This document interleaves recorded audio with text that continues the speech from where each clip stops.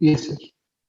Yeah, also called the new liver disease, not so silent and epidemic. North American fat and lazy disease. It is nicknamed as North American fat and lazy disease, same as this one. So this is not uncommon in Miami beaches and other places. In India too, a lot of people are becoming obese day by day. An era of hips and waists, as you can see. We are only cylindrical, all-rounders. Huh? So everybody is an all-rounder. Nobody is having the beautiful Ajanta shape, Shelpum shape. All those things have gone. Now, I don't want to go into this. Yeah, non-alcoholic fatty liver and FLD, which is called the simple steatosis. Non-alcoholic steatohepatitis or NASH, non-alcoholic cirrhosis, also called cryptogenic cirrhosis. And when we were students, most of the time we used to get patients of cirrhosis. We never knew why they were having cirrhosis. In those days, we only knew that cirrhosis means alcoholic cirrhosis. The patient swears that he's not an alcoholic, then probably hepatitis. We even do not know viral hepatitis B, C, D, and all. All we know is viral hepatitis A, and there is no evidence like that. And we never knew what was the reason for cirrhosis. Now we know that all those patients are due to the so-called cryptogenic cirrhosis or non-alcoholic fatty liver, which went on to cirrhosis in those days. So the three consequences, there are three, these are three are a consequence of obesity and metabolic syndrome. And of course, ALFD, yeah, is another thing. I asked you a question, why 20 and 10 grams? The answer is I'm giving. ADH is alcohol dehydrogenase. Alcohol dehydrogenase is an enzyme which metabolizes the alcohol. It is present in the stomach. So the levels of alcohol dehydrogenase in men is much higher in the stomach as well as in the liver, whereas they're really 30% or more, or 30% or even 40-50% less in women. So when the alcohol dehydrogenase is absent, the alcohol is not dehydrogenated into aldehyde. The alcohol is not dehydrogenated into aldehyde. Ethanol absorption occurs as it is, and ethanol at a lower dose can be producing greater effect in women. That's why women who drink half of the drink of men, they become sort of they have the alcohol symptoms, the inebriation and other things. So you now know the reason is the ADH expression is different in both the genders. Men have better ADH expression in both the stomach as well as in the liver. That is the reason. Okay. Now you look at the beautiful liver given by our mother, and then we drink alcohol or have fat and then produce cirrhosis and produce. So most important is fatty liver, alcoholic hepatitis, alcoholic cirrhosis is another entity which is not part of the NAFLD. Two things the liver does not like. One is the fat, the other is alcohol. Liver cells do not like both of them. Okay, number of papers are increasing day by day on NAFLD. It's a significant problem in general population too. These are the rates of NAFLD in Asia, and you now see where India stands. That is the rate in India. Okay, normal liver, NAFLD, NASH, and then cirrhosis. These are the various levels or stages. Normal level to NAFLD, NAFLD to NASH, NASH to cirrhosis. Some people develop HCC or hepatocellular cancer. Inflammation, insulin resistance, NAFLD. First, there is an inflammation, and that leads to insulin resistance, adipocyte inflammation, not hepatic inflammation. Adipocyte inflammation leads to IR.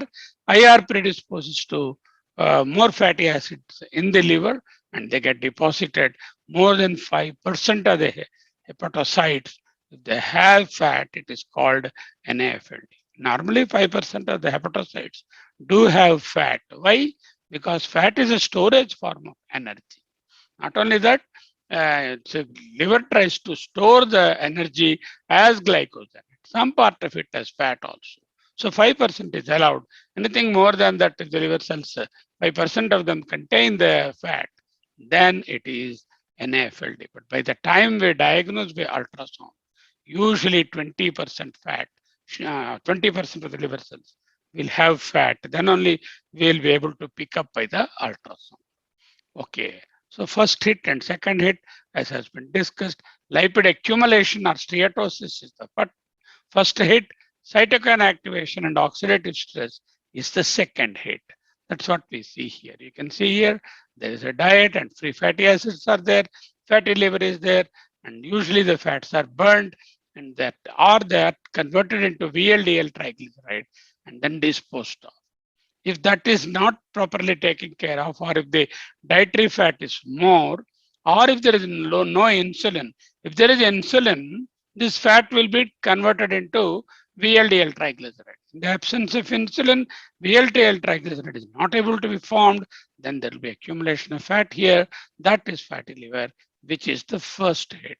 The diet not only saturated fats more than the unsaturated, or reuse of oil also makes the fat, unsaturated fat is converted into saturated. You take an unsaturated oil like, a cottonseed oil or linseed oil or canola oil, and then boil it, and automatically it is converted into saturated fat. We Indians have a wonderful, notorious way of cooking food in the fat, like Chinese also. We dip the foodstuff in the fat and deep fat fry them. And not only that, we reuse the oil, which results in saturation of the double bonds of the unsaturated fatty acids. And that acts as ghee or saturated fat and results in fatty liver. Okay, this is the first hit, the green part. Then what happens? This liver now is susceptible for oxidative stress, toxic injury, and inflammatory cytokines, which is the second hit, which results in inflammation and damage to the liver, which is called the steatohepatitis and liver cells apoptose. Apoptosis is cell death, it's functional death of the cell without structural death. Structural death is necrosis, functional death is apoptosis. Okay, now normal liver less than 5%, and that becomes a NASH liver. Then first NAFLD, NAFLD, the inflammation starts, NASH comes, then the scarring, then the cirrhosis, decompensated liver disease. This is the timeline of a normal liver becoming a decompensated liver, and some of them developing hepatocellular cancer. Okay. The first hit is transfer the normal liver into an inflamed liver, into a fatty liver. And then the second hit, transfer the fatty liver into a NASH. And then this IR, insulin resistance metabolic syndrome, not only they make the liver go this direction, they increase the CV risk. In other words, fatty liver is a marker of CV risk. There are several markers of CV risk. One among them is fatty liver. You see here, this is the SGPT and this is the sum of saturated fat. The more the saturated fat you eat, the more is the SGPT that you have. There is a linear correlation between the amount of saturated fat, saturated lipids in the liver and the injury as manifest by secretion of the SGPT, which is the ALT. When we say SGPT, it is the alanine aminotransferase or ALT.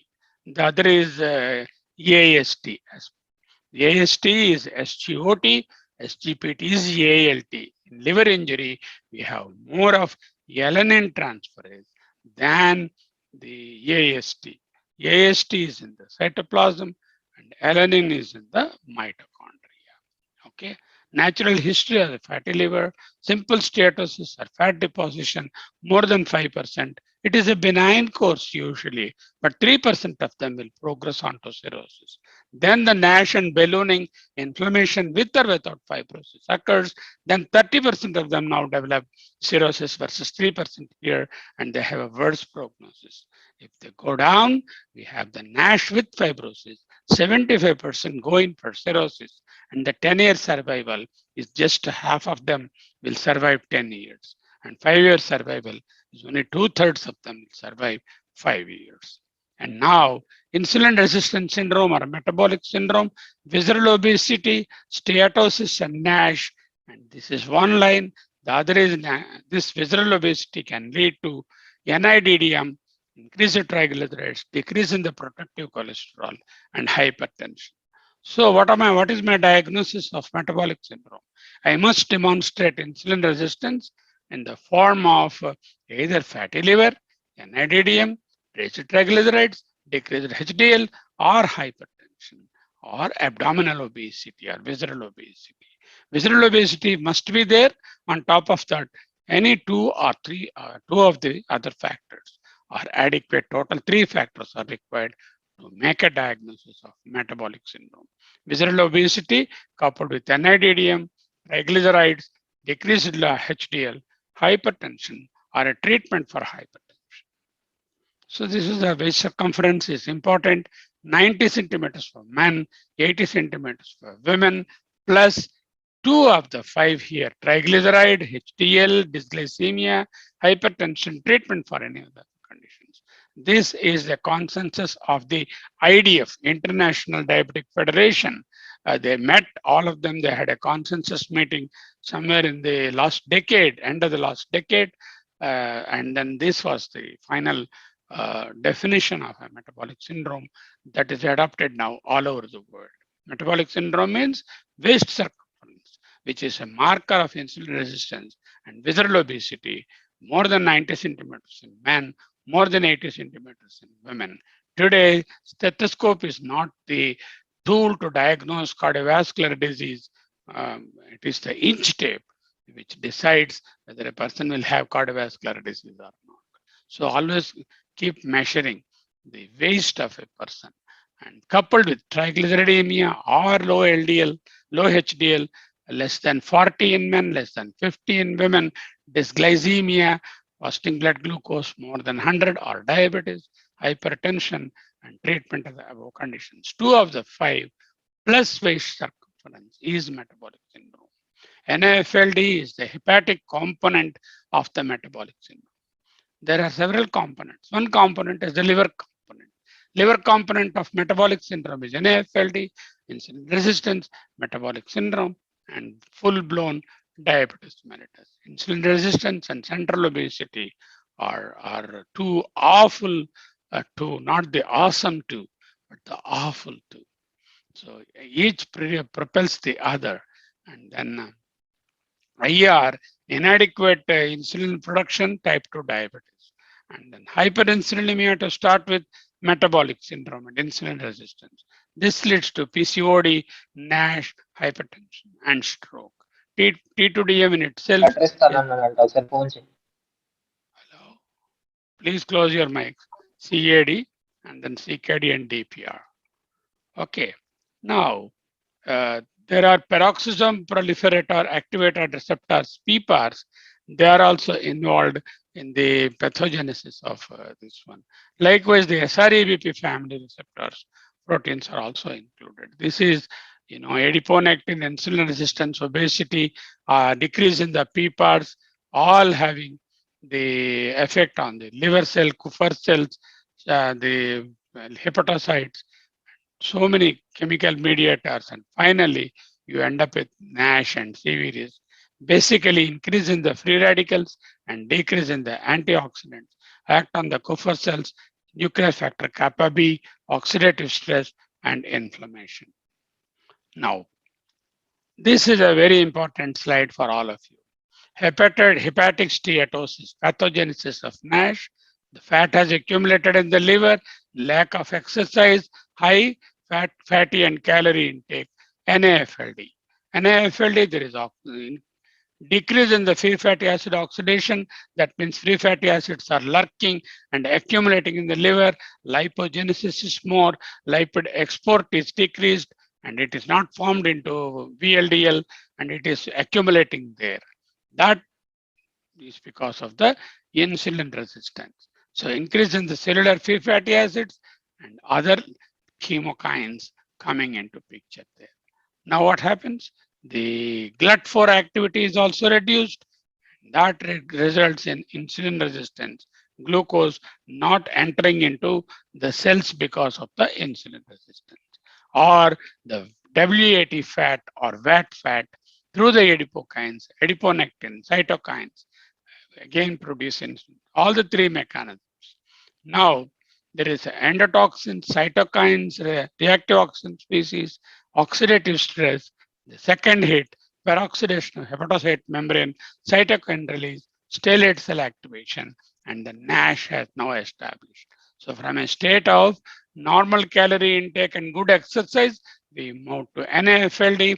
NAFLD, again, the various mechanisms has become a sort of forerunner for insulin resistance, and that resulted in oxidative stress and cytokine injury, which resulted in NASH. Now, how do I treat each one of these levels? Now you see treatment strategies. Use the pathogenesis slide for the treatment. Many people have liked this slide. The way in which is presented, the pathogenesis itself underlies the treatment. Diet and exercise here to reduce the intake of fats and calories and increase the exercise so that fat doesn't get into the body in the first place in a greater extent. Orlistat, sibutramine, rimonabant is no more used. These are the ones which try to reduce the entry of calories into the body. Bariatric surgery, of course, in people who are morbidly obese or very obese.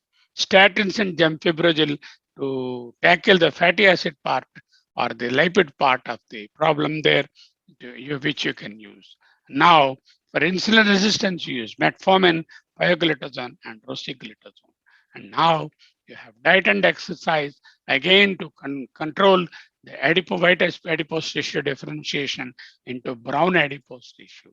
Then probiotics, uracilic acid, antioxidants to act here. And that is how various things, various levels of interference. So what did we say? The treatment, diet and exercise, reduce the calorie intake. If necessary, use bariatric surgery. Statins if there is dyslipidemia. Use in treatment if there is insulin resistance, treat that. And of course, use probiotics, UDCA, antioxidants like vitamin E and pentoxifylline. This is the summary of what we have discussed as treatment. If you remember this slide, the pathogenesis is understood as well as the treatment in one go. Okay, now diabetics have got more risk factor for now fatty liver, this triglyceride, obesity. People with obesity, 65%, diabetics, 25%, high triglyceridemia, around 50%. Now you see NAFLD to NASH risk factors are age less than 45, more than 45. Diabetes or obesity, yes or no?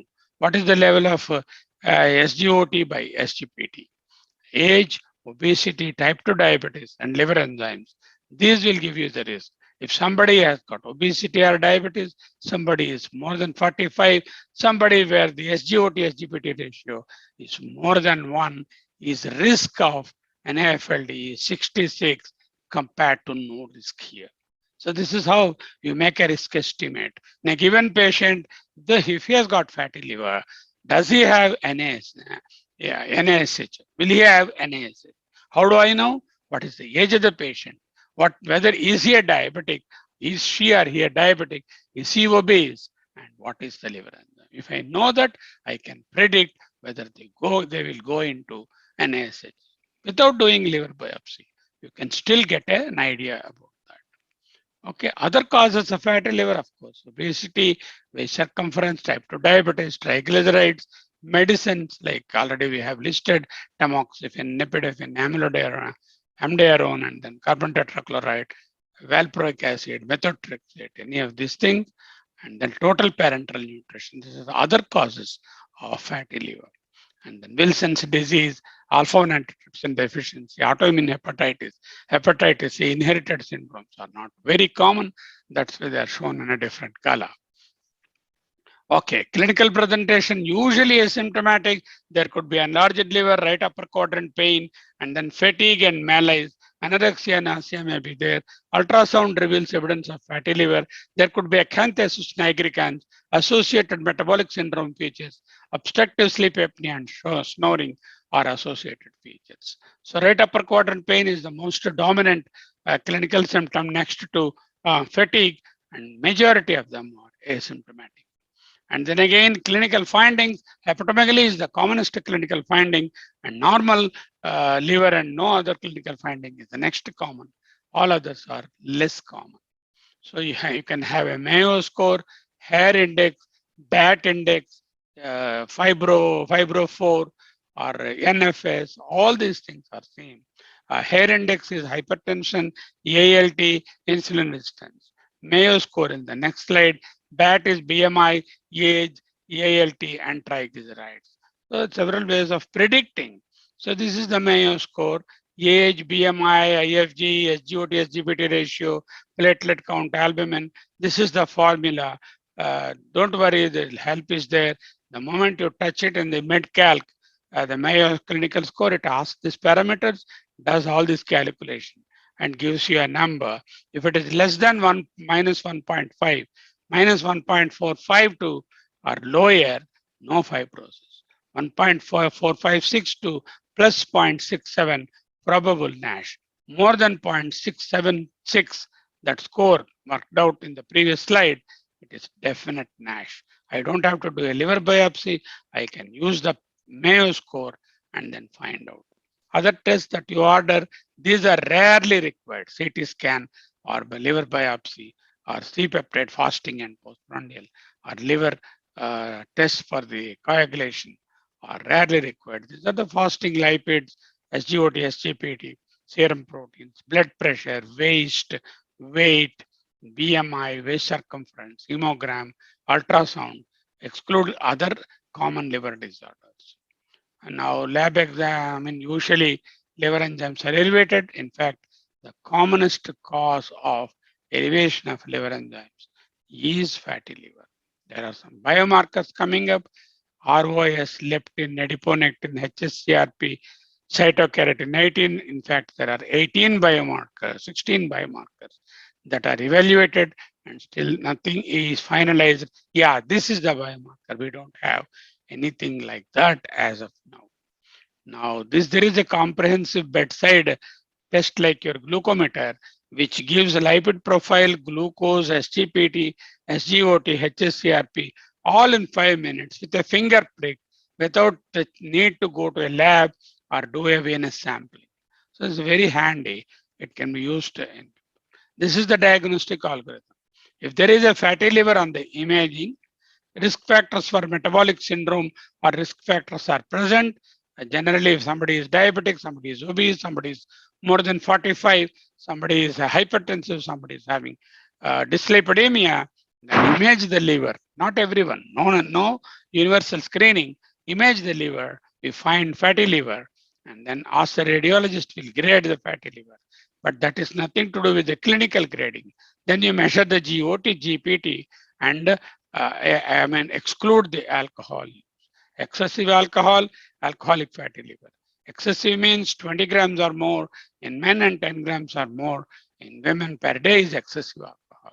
Less than that, NAFLD, then you can do a biopsy and confirm this one. But a biopsy is rarely required.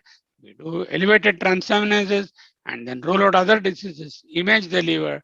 If it is negative, no investigation. It may be positive, and again rule out other diseases. Those are negative and the imaging is positive. NAFLD is confirmed. This is the diagnostic algorithm for NAFLD.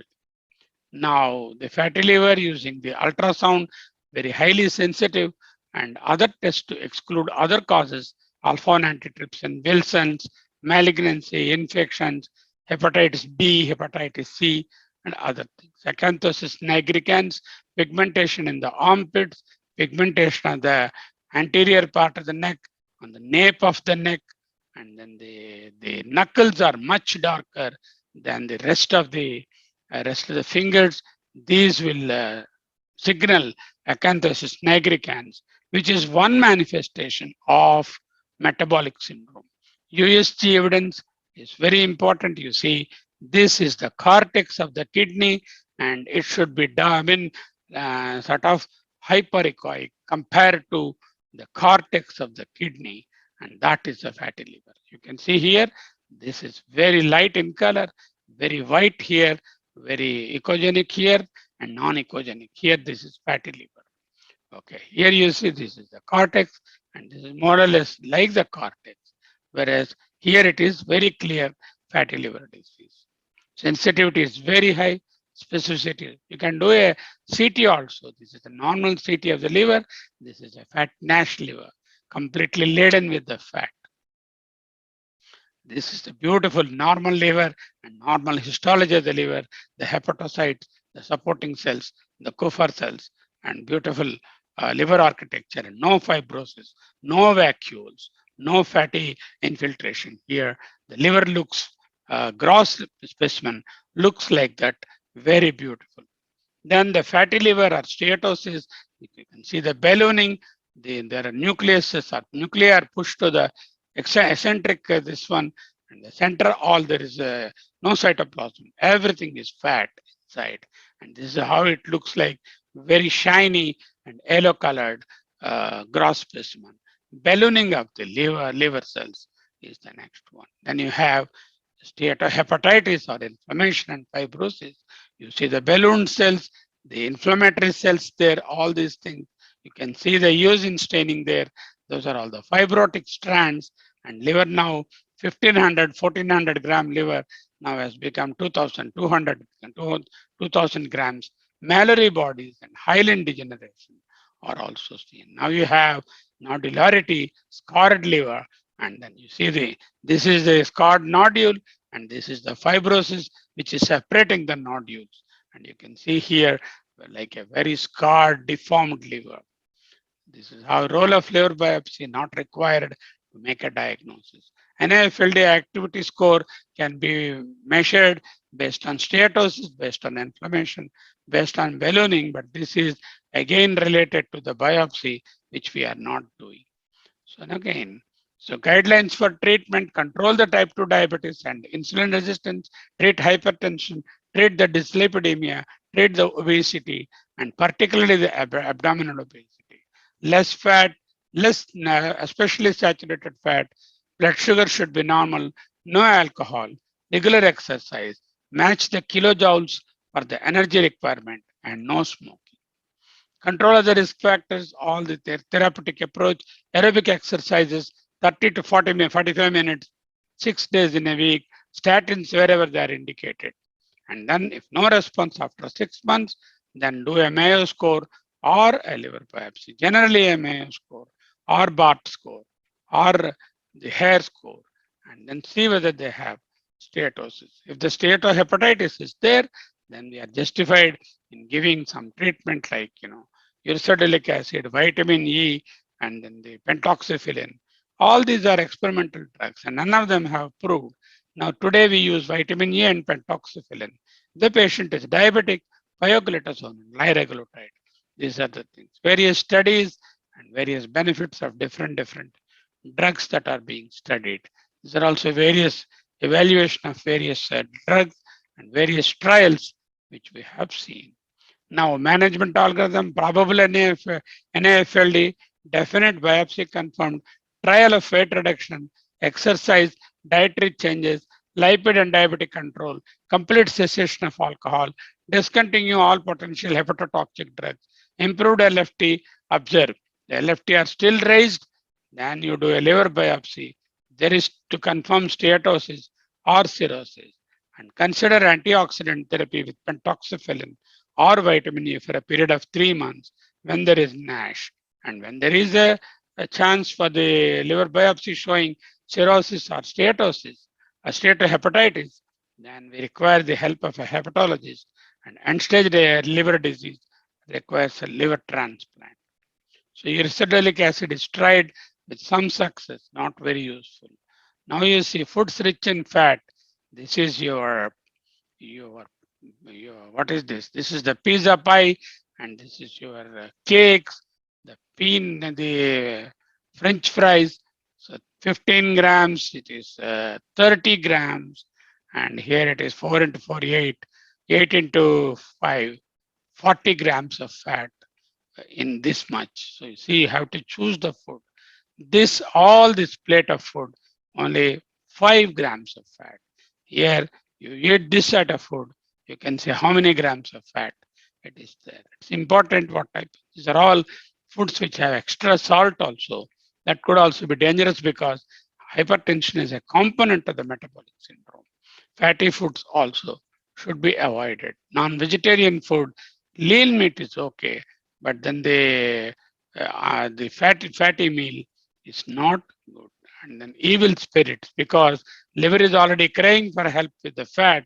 If we add injury to insult, that is, add alcohol, the things will get worsened. Anything colorful and vegetarian is healthy. Exercise regularly, beyond doubt, exercise has got a very good role in that. Visible and invisible benefits of exercise are innumerable. Take home points, it is the main cause of increase in the liver enzyme, and it is not benign, my dears. NAFLD, NASH, cirrhosis, hepatocellular cancer is the spectrum. Insulin resistance, metabolic syndrome are the key pathogenic features. Diabetes mellitus, triglyceridemia, non-alcohol, non-fatty abdominal obesity, and increased age. This is what is called lean NAFLD. They are not fatty, but they have abdominal obesity. This is what is called the lean NAFLD. And increasing age are risk factors. It's a marker of severe risk. Remember, it's not a laughing matter, fatty liver. It is a marker of severe risk. And treatment improves the insulin sensitivity. Modify underlying metabolic risk factors by diet and exercise. Use Mayo scoring or hair or BART to predict an NASH and fibrosis, and treat with pentoxifylline and vitamin E. And of course, the diet and exercise and controlling the risk factors. No liver biopsy in general. Ultrasound is good enough to diagnose. If necessary, we can use the fibroscan or the MRE or others, VC, VECT. These are to demonstrate the stiffness of liver. And the stiffer the liver, the more is the chance for fibrosis. That's all we have.